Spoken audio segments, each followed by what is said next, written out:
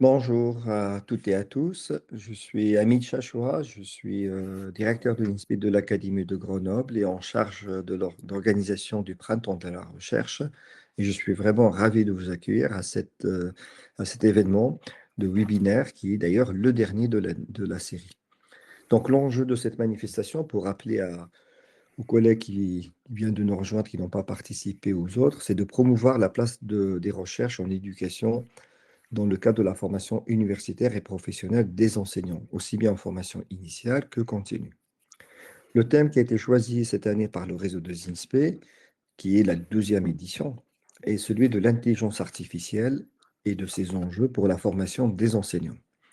Donc aujourd'hui, je vais assurer la fonction de modérateur. En effet, au cours de la conférence, vous allez pouvoir poser des questions en cliquant en bas à droite de votre écran sur l'icône Questions. Je ferai ensuite une synthèse de ces questions pour les poser à la fin de la présentation. Alors aujourd'hui, j'ai l'honneur et le plaisir de vous présenter notre intervenant, Alain Deneau, qui est professeur de philosophie au campus de Shippagan de l'Université de Moncton au Canada. Et pour préciser à cette occasion que cette année, le Printemps de la Recherche a eu une coloration internationale en invitant des collègues du Canada, mais aussi du Maroc. Donc, la conférence de ce jour a pour titre «L'intelligence artificielle favorise-t-elle la pensée critique ou la médiocratie?» Et je laisse la parole à Monsieur Deneau sans plus attendre. C'est à vous. Merci beaucoup de l'invitation. Je vais d'abord vous dire à quel titre j'ai accepté une invitation qui m'a été faite de m'entretenir avec vous aujourd'hui. Ma formation est en philosophie, mais je ne suis pas spécialiste de l'éducation et je ne le suis pas non plus de la computation de pointe. Je préfère encore cette expression qui est peut-être pas parfaite à intelligence artificielle.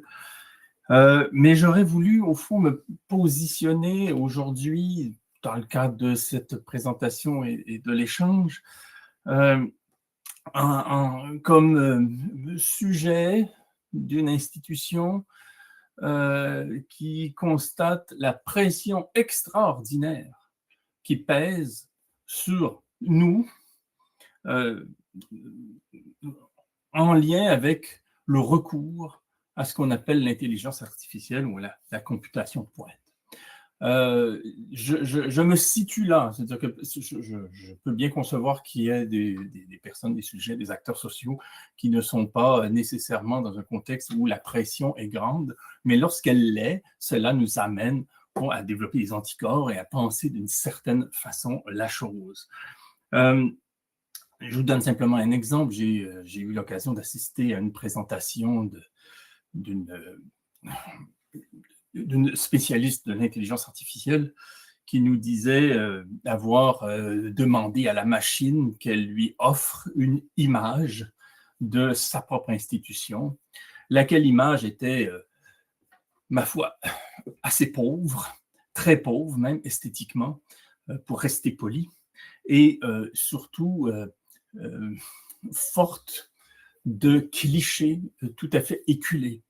Et je me suis dit, en voyant l'image, que si on avait confié cette tâche à un graphiste, sans doute qu'on aurait refusé de le rétribuer.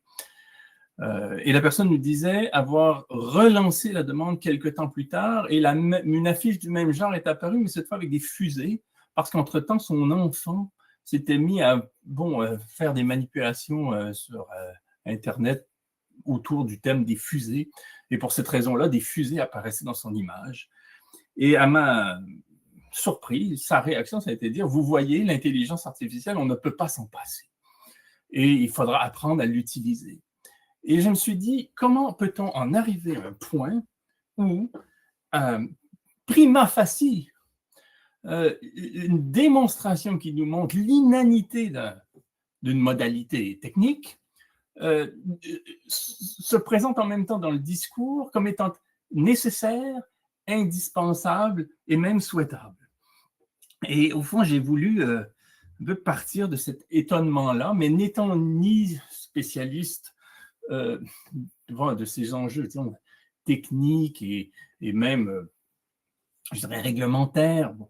Je vais vous proposer aujourd'hui simplement des fragments, comme on le fait en philosophie. On peut trop en trouver dans certains écrits de Nietzsche, de Paul Valéry, de Théodore Adorno, ainsi de suite. Je fonctionnais par fragments simplement pour montrer comment, lorsqu'on a un arrière-plan philosophique et qu'on est face à ces contraintes-là, de fait, on est amené simplement, dans un premier temps, à les traiter.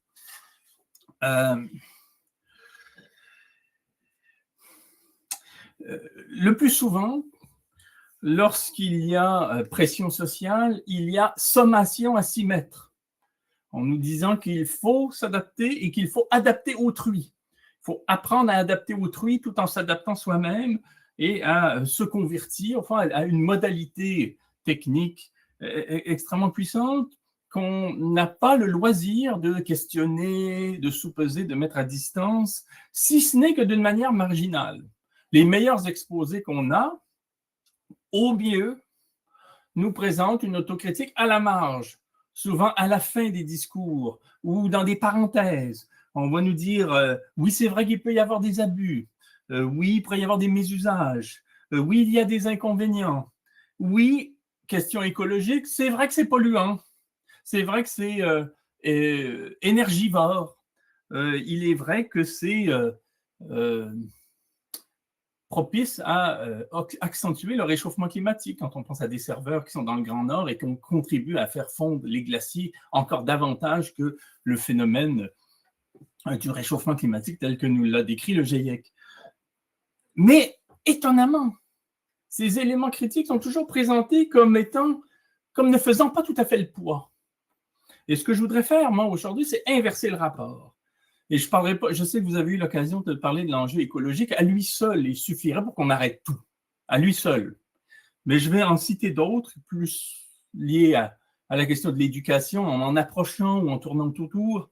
À savoir que ces questions qu'on peut se poser sur un mode critique quant à la computation de pointe, l'intelligence artificielle, sont de telle nature qu'elles devraient nous amener à freiner et à stopper le processus, plutôt que de les présenter comme des choses dont il serait bon de se méfier.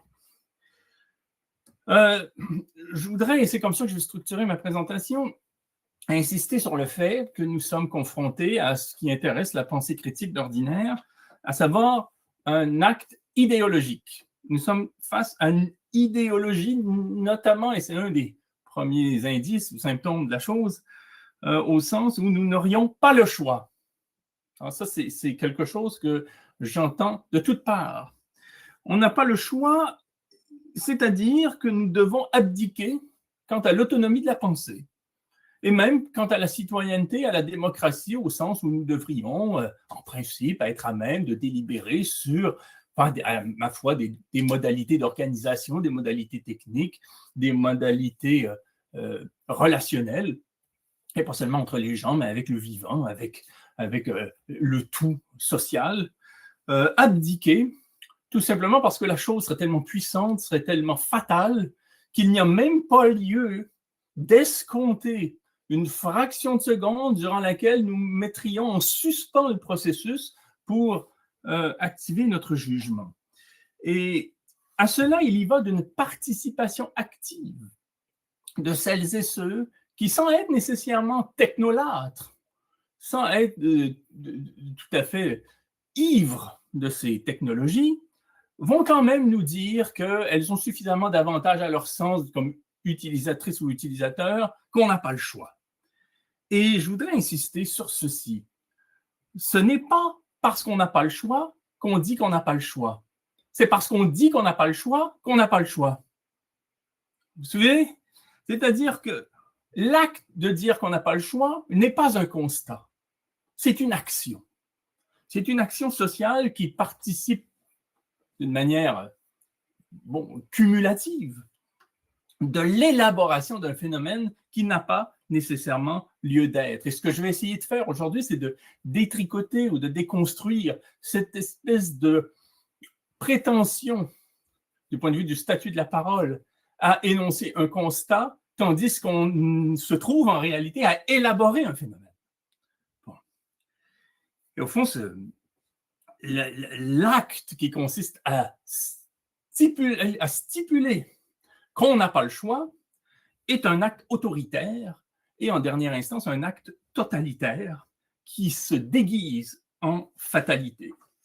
Et pour décrire ou structurer ou situer le phénomène, je vais m'en référer rapidement au travail d'Isabelle Garot, une philosophe française contemporaine qui a écrit notamment L'idéologie ou la pensée embarquée, un livre dans lequel Isabelle Garot, et c'est moi qui synthétise, là, je vais un peu vite, présente l'idéologie, qui est en gros un discours d'intérêt déguisé en savoir, selon 5 critères.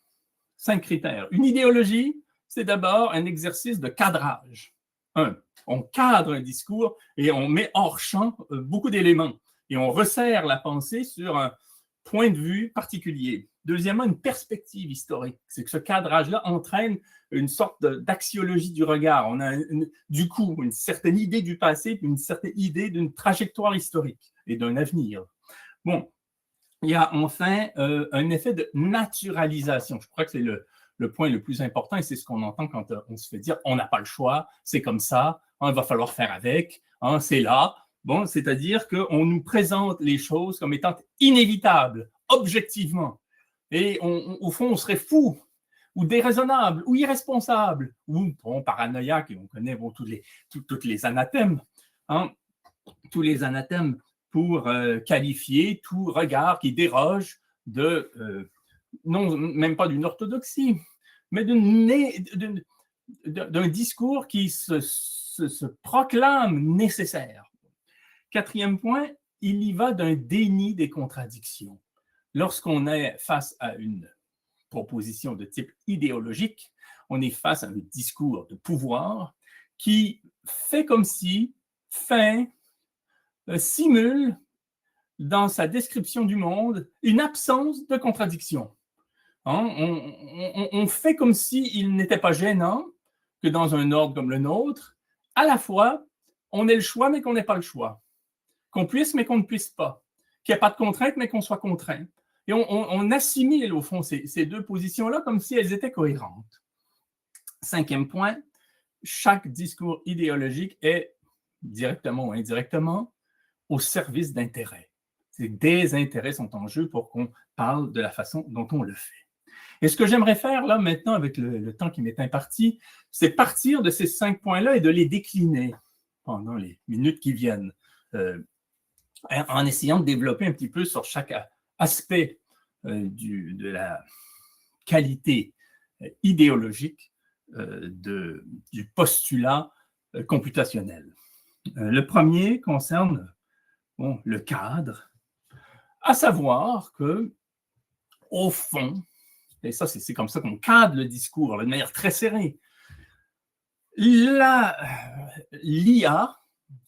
l'intelligence artificielle, serait une affaire assez individuelle. C'est une affaire de responsabilité individuelle. Et là vient la fameuse et éculée métaphore de l'outil. L'IA, c'est un outil. Il est là. Et tout, au fond, qui reste en jeu concerne la façon qu'aura un tel ou une telle de l'utiliser. C'est comme un couteau peut servir à couper des carottes ou à assassiner quelqu'un. Ce n'est qu'une affaire d'usage, comme si la technique elle-même et cette technologie, pour insister sur cette puissance, n'avait pas un effet actif sur le devenir social lui-même et sur le devenir des sujets eux-mêmes qui sont les utilisateurs responsables. C'est une vieille métaphore que celle de l'outil, parce que là, on est dans le registre de la métaphore et surtout pas du sens propre. On se rappelle, il y a encore 60 ans, les philosophes du langage qui devaient nous expliquer que la langue, ce n'est pas un coffre à outils dont on disposerait, comme si les mots étaient comme ça à notre botte et qu'on pouvait leur faire dire à peu près ce qu'on veut et les utiliser à notre convenance. Au contraire, les mots, les termes, les sèmes, les concepts sont plus puissants que nous. Ils nous utilisent bien davantage que nous les utilisons, fort de leur histoire, de leur prémisse, de leur mémoire, de leurs conséquences logiques, de cette contrainte qu'ils représentent. Bon, cette autorité du signe, c'est arbitraire du signe. Bon, l'IA, c'est évidemment un phénomène du genre. On ne peut pas postuler qu'un sujet utilisateur de l'IA est responsable de son usage, alors que l'IA a précisément pour première conséquence d'affecter la façon qu'a de penser ce sujet et d'agir. Donc, on rentre là dans une série de problèmes que le philosophe éthicien Hans Jonas a très bien décrit dans son livre « Le principe responsabilité », à savoir qu'on est face à une technique qui est utilisée par un sujet qui est lui-même affecté par la technique. Et donc là, on est dans une sorte de spirale où on ne sait plus où commence le processus. Mais d'une façon artificielle, dans une sorte de cadrage comme ça, de fictionnel, on réduit cet énorme appareillage comme étant de l'ordre d'instruments qu'on peut utiliser. Bon. Deuxièmement, j'y reviens, la perspective. C'est là pour rester. On n'a pas le choix. Bon, c'est une sorte d'application, je l'ai dit tout à l'heure, et puis même une sorte de pauvreté de la pensée, puis une misère que de penser ainsi. Ce que je vais essayer de faire par moment pour aller vite, c'est de montrer comment ces petites phrases-là, qui semblent presque anodines aujourd'hui tellement on les a entendues, montrent toute leur violence dès lors qu'on les transpose dans un autre contexte. Imaginez qu'on dise de tout ce qui est là, de tout ce qui perdure, de tout ce qui résiste, que voulez-vous, c'est là pour rester, alors aussi bien s'y vautrer, tout comme on le fait pour l'IA. Imaginez qu'on le dise, par exemple, des drogues dures. La cocaïne, que ce que vous voulez, c'est là. Il ne peut rien. On n'en viendra jamais à bout du trafic de la drogue. Alors, aussi bien en donner aux élèves, aussi bien se vautrer dedans, aussi bien tout légaliser, et puis même plus s'en soucier, c'est là de toute façon. Allons-y, vautrons-nous.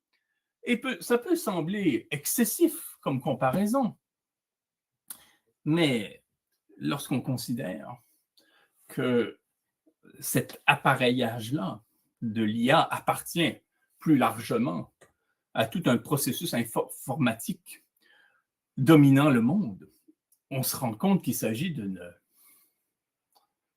métaphore, là aussi, une comparaison auquel recourent des médecins addictologues. Je cite Maudit Saligari, cité dans cet excellent livre de Fabien Lebrun, « On achève bien les enfants, écran et barbarie numérique ». Cette spécialiste de l'addiction déclare « Quand vous donnez à votre enfant, et là on s'approche du domaine scolaire, quand vous donnez à votre enfant une tablette ou un smartphone, en réalité, c'est comme si vous lui donniez une bouteille de vin ou un gramme de cocaïne. » Et on dit d'un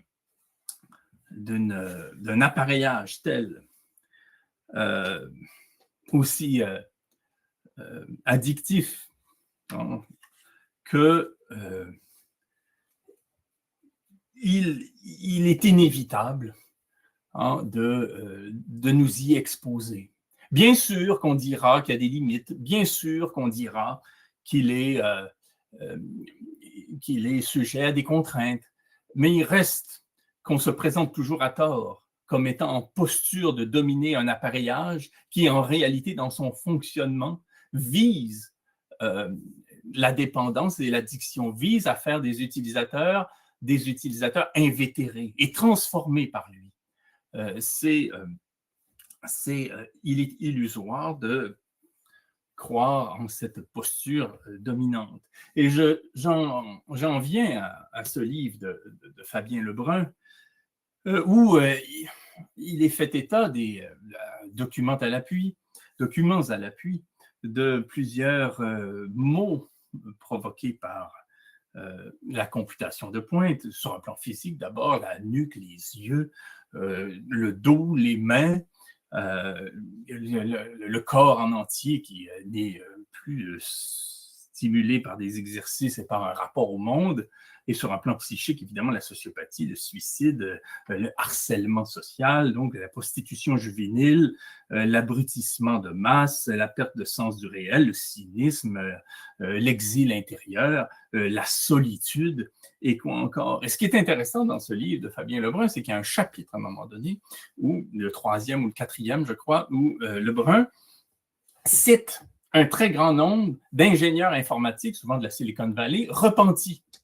qui disent, après avoir même parfois créé des associations pour un peu réparer les dommages auprès des écoliers, mettons, qu'ils savaient dès l'origine qu'en créant le like, puis qu'en créant un certain nombre de stimuli liés à la fameuse dopamine et autres tactiques, qu'il s'agissait spécifiquement, en créant cet appareillage-là, de rendre dépendants des jeunes et des moins jeunes, de travailler sur ce plan-là.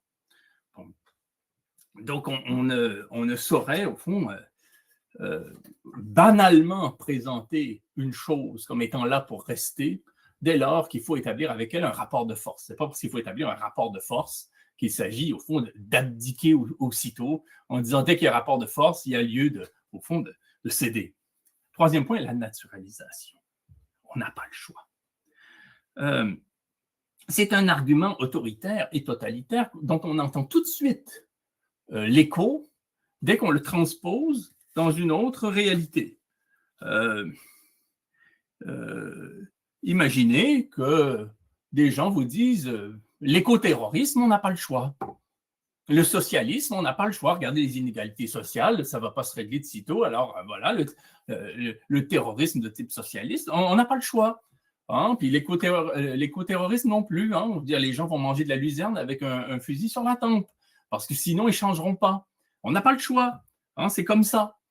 C'est-à-dire que dès qu'on parle avec des arguments pareils, qui suffisent à eux-mêmes le plus souvent, et ça, selon une façon un peu foucaldienne d'étudier le pouvoir, parce que ça part d'en haut, mais ça part de l'horizontal aussi. C'est des collègues, des amis, des voisins, des enfants, tout le monde va nous dire on n'a pas le choix, c'est là.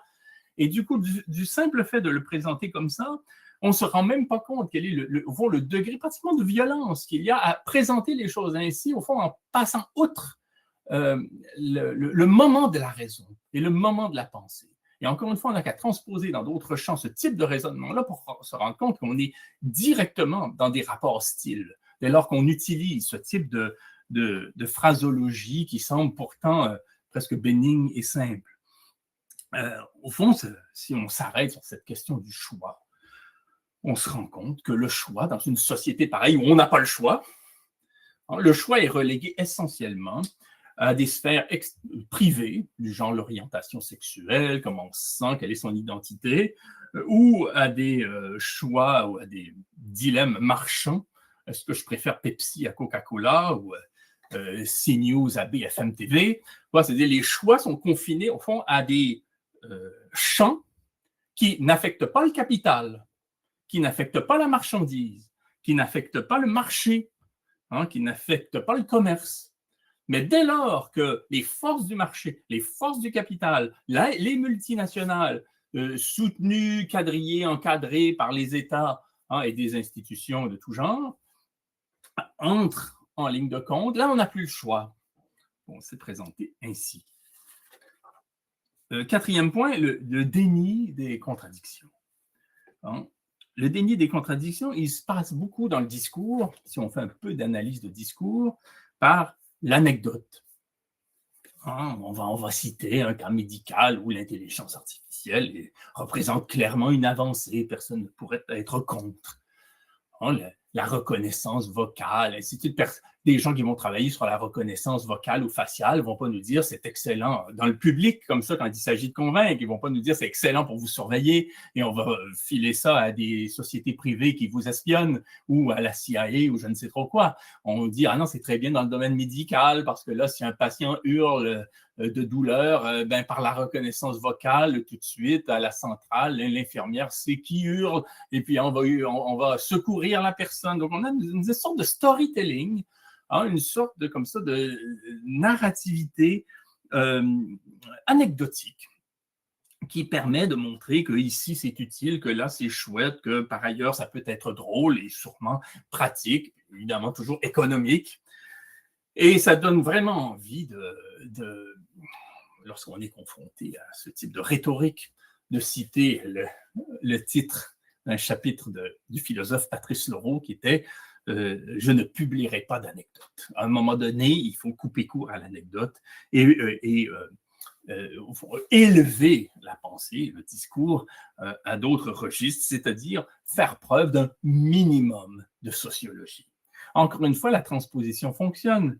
L'anecdote, on voit bien qu'elle ne fonctionne pas dans d'autres contextes. Je reviens à mes drogues dures. C'est super, les drogues dures. Moi, mon cousin, il vient de mourir, il était aux soins palliatifs et on lui donnait de la morphine. Je suis content qu'il y ait eu de la morphine, mon cousin, sinon il allait souffrir à un point inimaginable. Ah, c'est super, la morphine. Donc, on en donne à tout le monde. Donc, c'est partout. Donc, on voit ces drogues comme une fatalité. On voit bien que c'est idiot. Mais tout d'un coup, à force de le répéter, puis d'être en quelque sorte soutenu par des instances médiatiques extrêmement puissantes, et des lobbies, et qui encore de puissants, d'influents, on se retrouve à manquer cruellement de sens sociologique, sans être des experts. On peut se rappeler, pour montrer à quel point ce type de sensibilité remonte à loin, le fameux texte de Günther Anders sur la télévision dans l'obsolescence de l'homme dans les années 60, où Günther Anders, philosophe, un homme de culture, se trouve confronté à l'arrivée de la télévision. Pour lui, c'est déjà le mal. Imaginez aujourd'hui s'il revenait parmi nous ce qu'il dirait. Bon, et pourquoi? Parce que la télévision, insiste-t-il, ne relève pas d'un choix individuel. Ce n'est pas l'affaire d'anecdotes. Même si Henri Guillemin fait des bonnes émissions sur l'histoire ou au Québec, René Lévesque fait des bonnes analyses géopolitiques, même si telle émission est pas si mal, et puis même si tel jour j'ai appris telle chose, puis il y a même un film pas trop bête qui est passé, la télévision n'est pas une affaire individuelle. C'est une affaire d'emblée sociale qu'il faut penser à ce titre, sur un mode d'emblée social. Et d'emblée sociale, qu'est-ce que ça veut dire pour la télévision? Et on verra bien qu'avec l'informatisation à outrance et la computation de pointe, l'IA, qu'on ne fait qu'accentuer ce que déjà Günther Anders voyait par rapport à la télévision, à savoir que la télévision, au fond, crée des ermites de masse.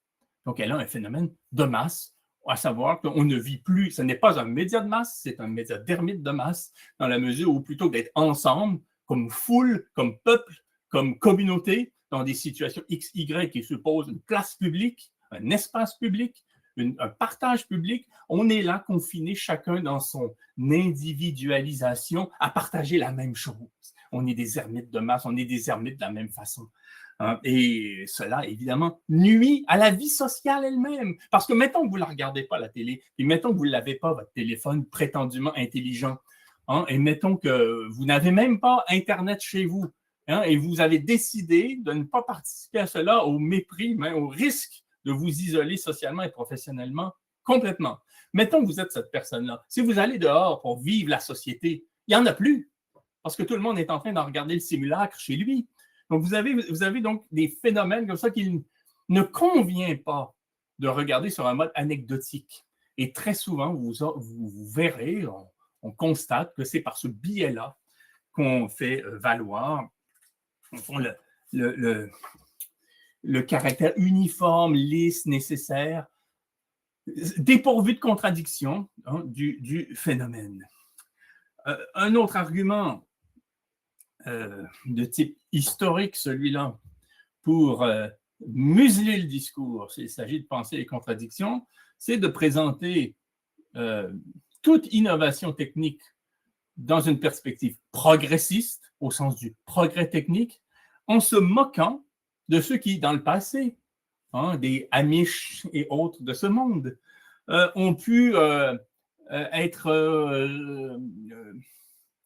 méfiants à l'égard d'innovations comme le train, le téléphone, la voiture, l'avion, l'agriculture intensive, le gramophone, le disque, l'ordinateur maison, les GPS. Et là, on se moque aujourd'hui de tous ces gens-là. Rappelez-vous, à l'époque, quand on a créé ça, il y avait une bande de zoufs incapables de marcher dans le sens de l'histoire, qui doutaient de la pertinence de ce qu'on utilise aujourd'hui d'une manière absolument banale et plus personne s'en plaint.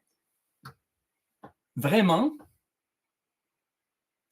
ne pourrions-nous pas dire que très souvent, pas toujours, mais très souvent, les gens qui, dès lors, critiquaient ces innovations étaient annonciateurs, tout simplement, des crises que nous constatons aujourd'hui. Et si on relisait leurs textes, nous nous rendrions compte qu'au fond, ils avaient raison. Il se peut qu'ils aient eu raison. Mais tout est présenté sur un mode unilatéral et simple, comme si, évidemment, toute innovation technique était bonne à prendre et était nécessaire. Donc, cela nous amène à parler du 5e point, et je vais être un petit peu plus disert sur celui-ci, à savoir la question des intérêts. Venons-en à l'enjeu de l'éducation. Encore une fois, je sais que dans le champ de la pédagogie, il y a des débats, il y a des écoles, il y a des courants. Je me mets les pieds dans les plats, je ne sais pas tout à fait où je me situe dans la grille analytique et sociologique des courants et des disputes. Il reste que, comme lecteur de philosophie, je me suis intéressé au livre d'un penseur qui est psychanalyste, qui s'appelle Jean-Pierre Winter, et qui a écrit en 2012 ce petit livre, Transmettre ou pas, tout étant dans le ou pas. Je vais y aller de quelques fulgurances parce que le livre est assez difficile à résumer en lui rendant absolument justice. On peut se rappeler simplement, en l'évoquant, que pour lui, l'éducation consiste à révéler à un étudiant, une étudiante, ce que cette personne est à même de savoir ou ce qu'elle sait au fond peut-être déjà. Donc, il s'agit moins de transmettre au sens du préfixe trans, là, où on aurait quelque chose et on le transposerait dans le cerveau de l'autre, comme on déverserait du savoir dans un cerveau à l'aide de je ne sais quel vase pédagogique. Il s'agit, au contraire, de permettre à un jeune esprit d'avoir accès à ce qui est, au fond, encodé en lui. Comme s'il y avait une sorte de savoir ancien, oublié, qu'il s'agissait de révéler. Dans une de ses fulgurances, en citant Françoise Dolto, Winter rappelle cette scène type qu'on a tous vue déjà, à laquelle on a déjà assisté, on en a été témoin, où on se rappelle l'avoir vécu nous-mêmes comme enfant, où l'enfant fait semblant de lire. L'enfant ne lit pas encore, mais il imite l'acte de lire, et peut-être le fait-il tellement bien qu'il abuse d'autrui, parce qu'il connaît déjà par cœur une histoire qu'on lui aurait racontée 1000 fois. Le voilà qui fait semblant de lire, et tout d'un coup, survient une sorte de choc, ce que Françoise Dolto appelle un miracle. Tout d'un coup, on lit. Et elle essaie de dire, on n'apprend jamais à autrui à lire. On aménage un cadre dans lequel autrui, tout d'un coup, va se découvrir capable de lire. C'était déjà en elle, cette capacité-là. On l'a tous vécu si on s'est frotté, même adulte, à une langue étrangère. Bon, je me souviens très bien d'avoir fait ma thèse en Allemagne et en allemand du point de vue de mes lectures, au début de me coltiner des textes germanophones, ni rien comprendre, relire, tout d'un coup, paf, on comprend. On ne sait pas pourquoi on ne comprenait pas, et tout d'un coup, on comprend. Et en fait, ce que dit, là, c'est un peu spirituel, l'auteur, Il dit de l'enseignement qu'il consiste à permettre, je le cite, permettre à l'élève de se réapproprier ce qu'il sait sans savoir qu'il l'a oublié.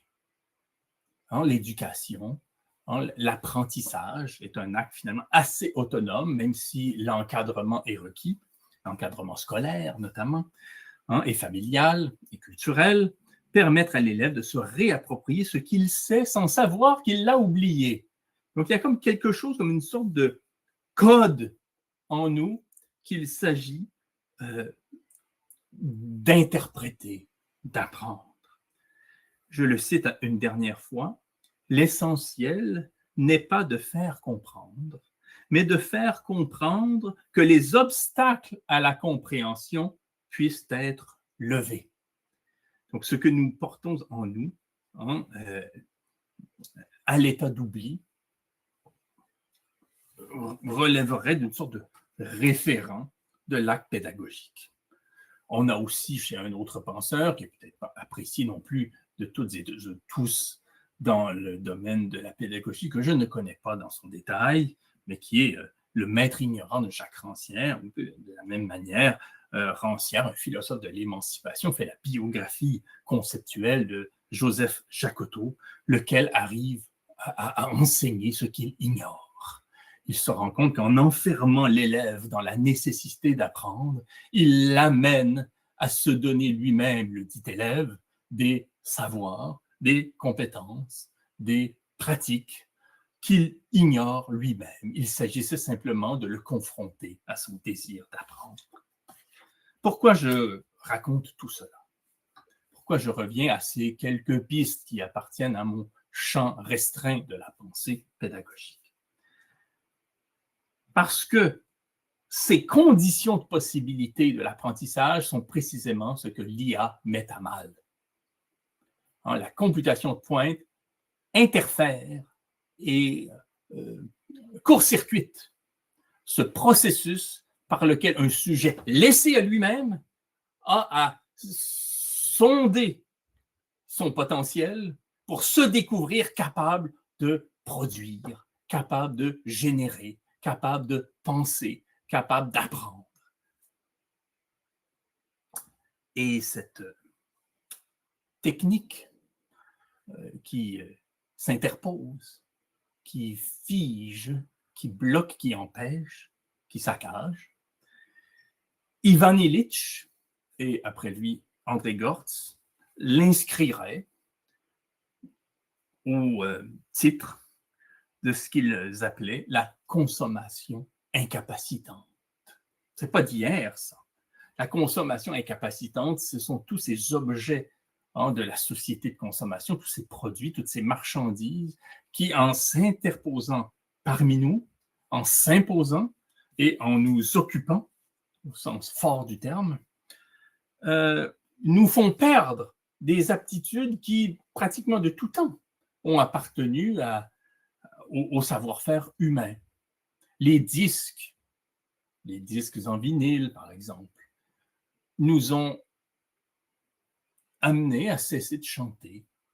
Il y a un siècle, dans une ville comme Paris, par exemple, ou Grenoble, les chants populaires étaient diffusés par le fait de chanteurs de quartier, de chanteurs ambulants, qui chantaient une chanson accompagnés de gens autour qu'ils amenaient avec eux.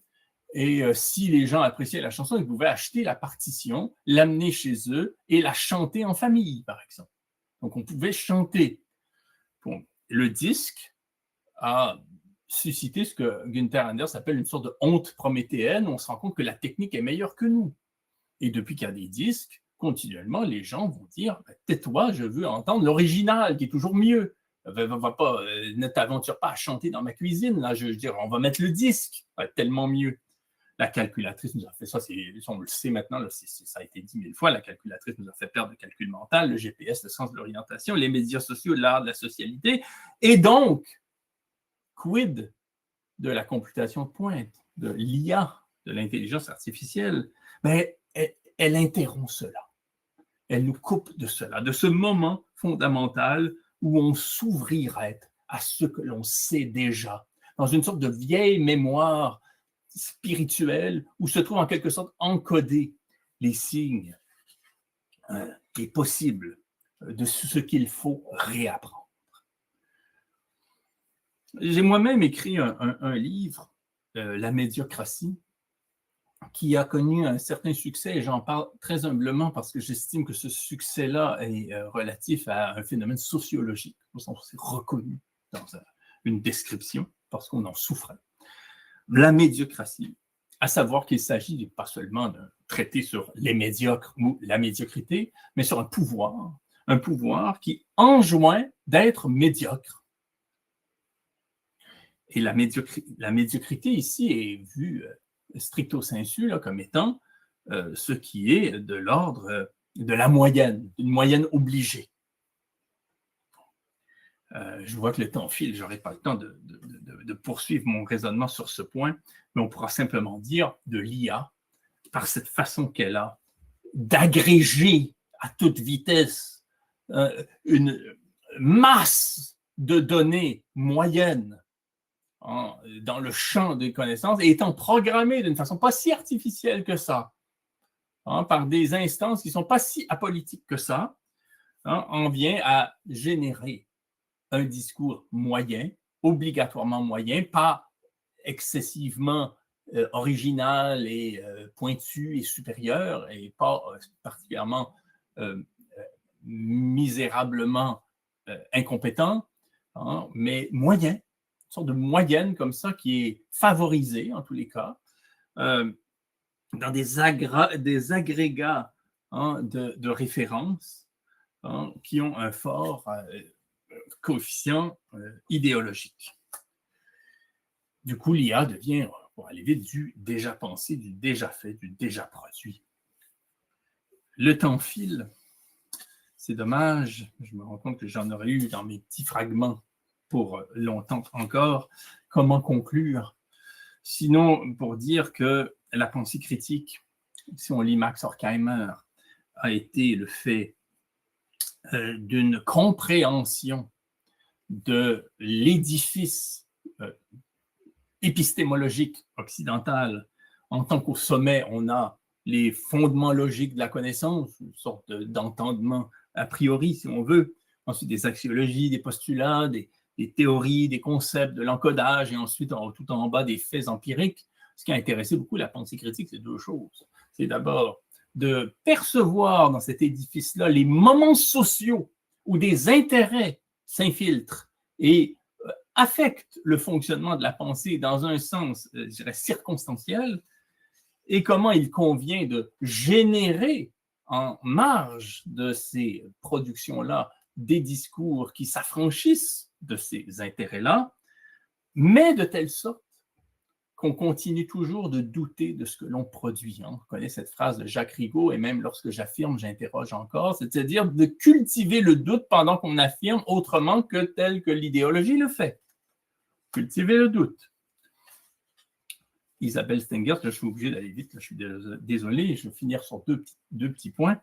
Isabelle Stengers, dans une contribution qu'elle a faite à ce livre, Green Backlash, un collectif, rappelle qu'aujourd'hui, un certain scientisme finalement confirme la lecture de Max Horkheimer sur ce sur quoi la pensée critique porte, à savoir que l'intelligence artificielle fait partie des différents référents qui favorisent ce qu'elle appelle un scientisme, non pas de la science, mais un scientisme, à savoir une science au service des puissants. Et elle dit ceci.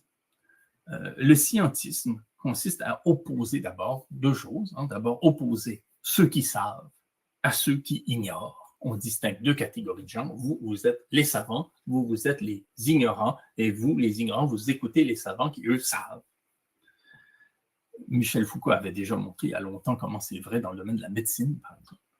Et d'autre part, on oppose le savoir et le doute. Il y a ceux qui savent, il y a ceux qui doutent, et ceux qui savent, savent, et ceux qui ignorent doutent, tout comme ceux qui doutent ignorent. Et donc, on a séparé le doute du savoir, ce qui est évidemment une aberration. J'avais des pages à vous citer qui sont magnifiquement bien écrites, mais que je devrais mettre de côté. Et celle-là aussi, je mets de côté pour simplement finir sur mon idée principale par rapport au... Non, peut-être pas simplement à la question des enjeux de marché, mais je dirais peut-être, oui, rapidement pour conclure sur ce dernier point, ce 5e point sur les enjeux de marché, que dans un dernier titre que je vais citer, voilà, de Thibaut Prévost, Les prophètes de l'IA, très bon livre sur la question de l'IA.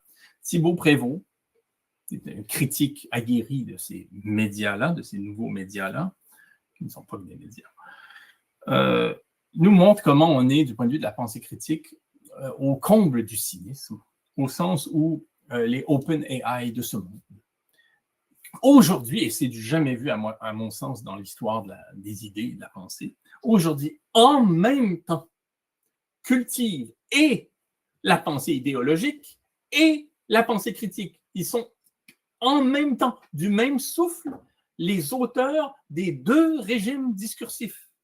D'une part, on aura, du point de vue idéologique, ces acteurs qui vont dire l'IA, c'est la plus grande invention de l'histoire de l'humanité, on peut tout faire, c'est formidable, vous n'imaginez pas la révolution que ça représente, on voit un monde de ouf à vous offrir. Et d'autre part, une critique qui consiste à dire c'est la plus grande menace qui pèse sur l'humanité dans toute l'histoire. C'est terrible, c'est ténébreux. Et en prenant le pas sur la critique, en sapant l'herbe sous le pied de la critique, et en prenant les devants, en fait, on en vient à maîtriser le discours critique parce qu'on le tient avant quiconque. Et on se présente dans un troisième temps comme ceux qui sont les plus à même d'encadrer la technologie. Puisqu'on l'a critiqué, on sait comment l'encadrer. Et puisqu'on l'a critiqué d'une manière terrible, il n'y a personne qui pourra nous battre. Donc, on crée une sorte d'utopie et en même temps, on en présente la face dystopique, les mêmes.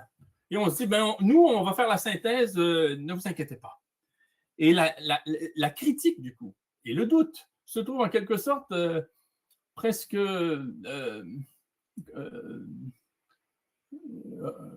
l'objet d'un rapt détourné au profit de ceux-là même qui sont censés en être les objets. Les objets de la critique finissent par tenir la critique, s'approprier la critique et pratiquement la monopoliser, lui en donner ses termes. Je crois que, et je conclue là-dessus, ce qui s'offre à nous, pédagogue, c'est un principe auquel s'attacher, auquel il convient de croire. À savoir que, comme disait Gilles Deleuze, la philosophie, et cela vaut, je pense, pour tout acte éducatif, la philosophie, disait Gilles Deleuze, consiste à réconcilier l'étudiant à sa solitude. La philosophie, ou l'acte éducatif au sens fort, au sens créatif, au sens d'un affranchissement et d'une émancipation, ça peut être étonnant, hein, me suppose déjà de recouvrer la faculté de s'ennuyer.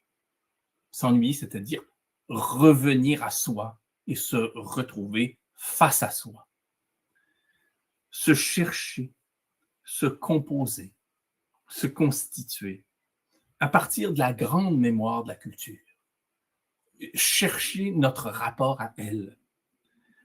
Chercher le rapport qu'on peut établir pour se composer et se constituer et se tenir à cette grande mémoire oublieuse qu'on porte en nous et qu'il s'agit toujours de réactiver. Merci.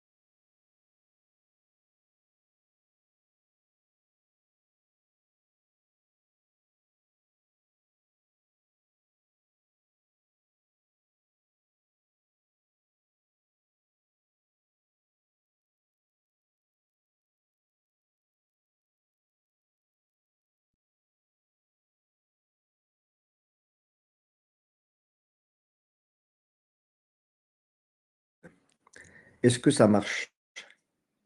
Très bien. Ah bah merci.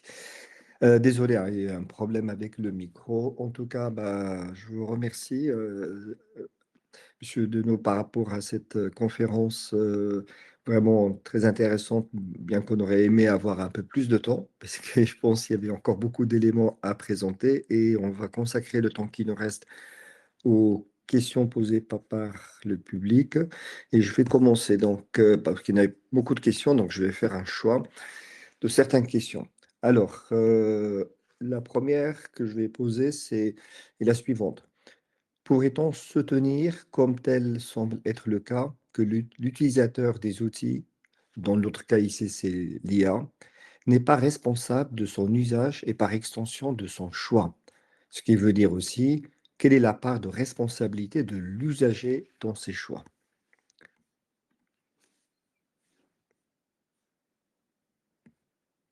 Ah, votre micro. C'est à mon tour.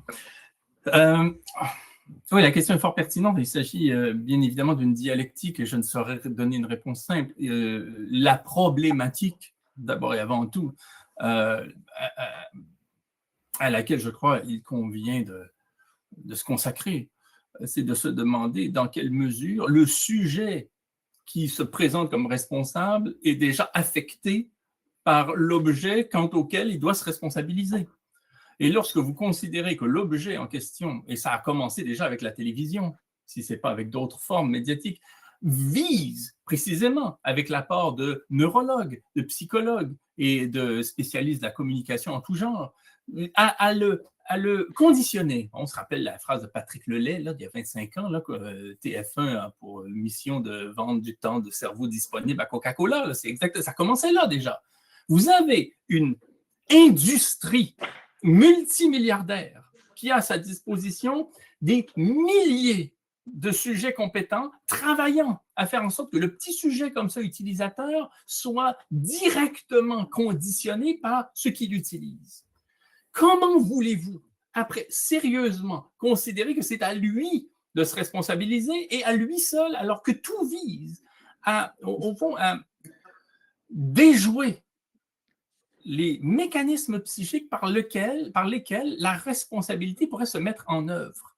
Il y a un livre sur la publicité de Doris Louise Henno qui explique cela par le menu. Comment la publicité, notamment, et là c'est un texte il y a 50 ans, mais déjà on a une description des rouages, vise précisément à faire en sorte que le réflexe immunitaire qu'on aurait quand quelqu'un dans la rue nous dirait hey, viens, suis-moi dans cette maison, j'ai quelque chose à te donner, suis-moi, je vais te donner. Bien sûr que le premier réflexe, c'est de dire non, non, je ne te suis pas, je ne sais pas qui tu es, je ne sais pas ce que tu me veux.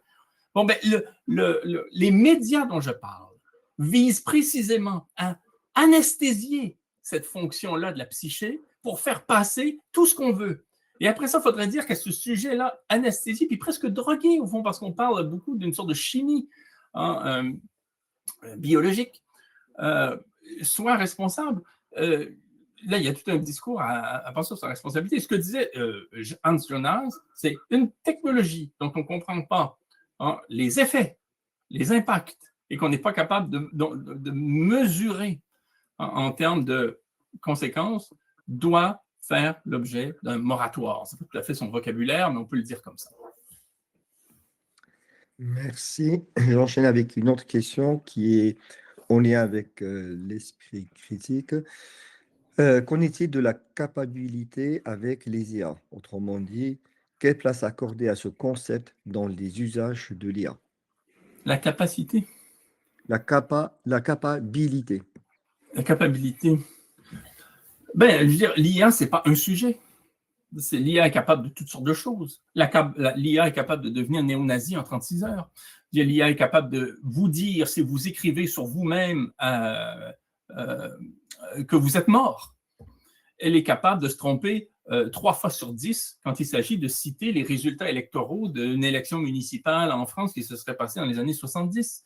Elle est capable de vous donner un point de vue avec un aplomb du tonnerre de Dieu et le lendemain vous défendre l'inverse avec le même aplomb. C'est pas... Donc, elle est au fond, étant capable d'à peu près tout ce qui est, je dirais, dans les bornes de la médiocratie, parce que c'est quand même pas là qu'on va avoir on est dans une sorte de fenêtre d'Oberton là, avec elle. Là, si je comprends, là, je suis prêt à entendre des avis contraires. Là, je nage un peu à tâtons, j'avance à tâtons. Il reste que, étant capable de tellement de choses, peut-on encore la présenter comme un sujet? Et déjà dans la phrase, s'il faut parler de l'IA comme sujet, on est cuit parce qu'on ne sait vraiment plus de quoi on parle. On parle plutôt d'une sorte d'arme de destruction massive en ce qui concerne la capacité pour l'entendement à se montrer cohérent.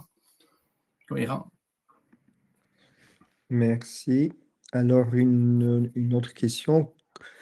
Comment vos propos s'articulent ou non à la pensée d'Ivan Illich du monopole radical? Donc, en parenthèse, la voiture pour les déplacements, l'IA pour la pensée. Ben, ce qui m'a surtout intéressé, je vais pas, j'ai pas là tout de suite là, spontanément une réponse à donner, mais ce qui m'a intéressé par rapport à cette idée de savoir de la consommation incapacitante, c'est surtout le fait qu'elle n'est sujette au fond à aucune délibération publique. Et ça fait partie des contradictions dont je parlais tout à l'heure qui sont gommées. C'est que d'une part, on est libre, on est en démocratie, on vote, il y a des parlements, on va là regarder les grandes entités quand les États-Unis vont bombarder un pays au nom de la liberté, au nom des valeurs, et ainsi de suite. Et en même temps, dès lors qu'on est confronté à quelque chose qui concerne le marché, un autre type de pouvoir que sont les souverainetés privées que constituent les multinationales, à ce moment-là, non, il n'y a plus de choix, personne délibère et on vous imposera la voiture s'il le faut et on vous imposera des moteurs à combustion s'il le faut et puis on saura comment vous conditionner comme détenteur de pouvoir d'achat, on vous présentera comme tel. Et l'idée, ce n'est pas de dire que toute forme d'innovation technique est mauvaise. Et là, je vais revenir à une sorte de poncif. Mais ce n'est pas une fois que les appareils existent et sont promus et sont presque imposés et deviennent indispensables et inévitables que là, on commence à se dire, ben là, il faudrait y réfléchir. Il faut que cette étape-là se produise en amont et c'est la raison pour laquelle d'une manière assez fine, je trouve fort pertinente, la lecture de Hans Jonas. S'il y a éthique, l'éthique est à la mesure des conséquences de l'innovation technique. Sinon, il n'y a pas d'éthique. Si l'éthique n'est pas capable, en quelque sorte, de doubler une innovation technique du point de vue de ses conséquences, il n'y a pas d'éthique. Et on le sait depuis Aristote, s'il n'y a pas d'éthique, il n'y a pas de politique possible, parce que l'une et l'autre sont liées. Merci. On va prendre encore deux autres questions. Une qui est aussi sur la place de l'humain. Donc, la question est la suivante. Peut-on dire que les humains ont décidé de mettre fin à l'humanité? Peut-on encore résister à cette éradication de l'humanité où on est condamné à céder et à subir ce sort? Sur cette question-là, qui est absolument nécessaire, essentielle, je vous parlerai tout de suite d'une lecture très récente qui est de Pierre-Henri Castel, Le mal qui vient. En lien avec tout ce que j'ai dit, je ne me répéterai pas, là, à savoir que l'humain dont on parle, s'il est déjà contaminé par la machine qui, dire, OK, quel est cet humain déjà? Est-ce que c'est encore un humain, mais de quel humain on parle? Ainsi de suite. Il n'y a pas l'humain une fois pour toutes, il y a cet humain-là, mettons. Ce que dit Pierre-Henri Castel, c'est que plus on s'approche d'une sorte de sensibilité, à savoir que nous serions dans la fin des temps, dans quelque chose qui marque une sorte de grand effondrement, moins nous sommes... moins nous tendons à nous montrer éthiques. Moins nous tendons à respecter un bien, un ordre, des règles, un ethos, parce que tout est en brinque-ballant, tout s'effondrant, tout s'enlisant. On ne voit pas pourquoi tout d'un coup on s'accroche, à moins d'être héroïque. Et il en est presque à la fin à préconiser cela, mais à moins d'avoir une grandeur d'âme particulièrement historique. Plus on s'approche de moments comme ça où tout part à volo, il faut considérer que ce qui part à volo, c'est aussi le sens même de l'éthique. Et là, on va prendre une dernière question qui est la suivante. N'est-ce pas le protocole d'usage de l'IA qui est à repenser pour permettre à l'humain de continuer de pratiquer lui-même et de réapprendre et à pratiquer sans substituer? Et donc, elle fait référence, cette personne, à des activités proposées par des enseignants qui permettent de faire pratiquer des élèves dyspraxiques ou dyscalculés ou autres. Donc, on est vraiment sur le protocole d'usage de l'IA. L'enjeu, on peut appeler la question, on peut, sans référer à un protocole, à des règles, à des normes, à un encadrement, ainsi de suite. L'enjeu consiste à savoir, est-ce qu'on est capable de mettre la ligne? Hein? Est-ce pas naïf? Je pose la question ouvertement, vous devinerez où j'incline en ce qui concerne la réponse. Est-ce qu'on est vraiment à même, comme instituteur, aujourd'hui, là, comme instituteur, comme enseignant, comme parent, de dire, voilà, moi, il y a cette machine-là, extraordinaire, exponentielle, immaîtrisable, et moi, petit sujet dans son arrière-cour, hein, dans sa petite institution de province, hein, je vais mettre une ligne et je vais me faire croire, je vais m'auto-persuader que cette ligne-là entre en vigueur, qu'elle a un pouvoir, qu'elle va effectivement circonscrire quelque chose, qu'elle va effectivement séparer deux réalités. Est-ce qu'on est naïf à ce point-là? Pour penser qu'on a ce pouvoir-là, c'est la question que je pose. Merci bien. Et donc, en tout cas, merci pour cet échange très riche. Et donc, pour reprendre un commentaire d'un auditeur c'était pas une question, mais un commentaire, et avec ça que je vais terminer. Donc, je vais le lire textuellement. Quelle joie de voir Alain Deneau dans cette démonstration. On aurait voulu le voir et l'écouter pendant 2 heures. Voilà, donc ça témoigne bien de l'intérêt de cet échange et de la présentation. Et encore, merci. Donc, vraiment, j'ai le plaisir de faire ce dernier webinaire qui vient terminer ce cycle, de remercier d'abord l'ensemble des intervenants, le public de sa participation tout au long de ce cycle de webinaire. Et vous étiez vraiment nombreux depuis le début de ce webinaire. Et je vais vous dire tout simplement quelques éléments hein, pour la suite. D'abord, l'ensemble des webinaires peuvent être visionnés sur la chaîne YouTube du réseau des INSPE. Donc, vous pouvez bien sûr aller les visionner si vous n'avez pas eu le temps de les voir ou d'approfondir. Et donc, la suite de l'événement, c'est en présentiel et ça sera donc à Grenoble et j'aurai vraiment le plaisir et la joie de vous accueillir sur le site de Grenoble le 3 et le 4 juin avec le programme qui va être précisé bientôt sur le site du réseau de ZINSPE. Et en ouverture interviendra Daniel Handler dans la conférence d'ouverture du colloque, qui est professeur de philosophie, donc on va bien poursuivre avec la philosophie. Donc il est professeur de philosophie émérite de la Sorbonne, membre de l'UMR Sciences, Normes, Démocratie, et qui viendra bien sûr poursuivre la réflexion sur la place de l'humain et l'intelligence artificielle. Il y aura 2 conférences, 2 tables rondes qui aborderont la question de l'IA, mais également sur le métier de l'enseignant, qui connaît actuellement des transformations majeures, pas seulement à cause ou grâce à l'IA, mais par rapport à d'autres facteurs qu'on essaiera d'exposer. Ces journées aussi, il y aura pendant ces journées la finale en 180 secondes du prix Poster Doctorant. Et c'est un grand succès puisqu'on a eu plus de 40 propositions et nous sommes en train d'évaluer pour rendre le verdict pour les doctorants. Donc, on vous attend nombreuses et nombreux de venir chez nous à Grenoble pour vous accueillir dans son domaine universitaire. Et je remercie Marianne qu'on ne la voit pas, mais qu'elle est derrière toute l'organisation et ceux qui viendront sur Grenoble pourront la rencontrer physiquement. Merci à toutes et à tous.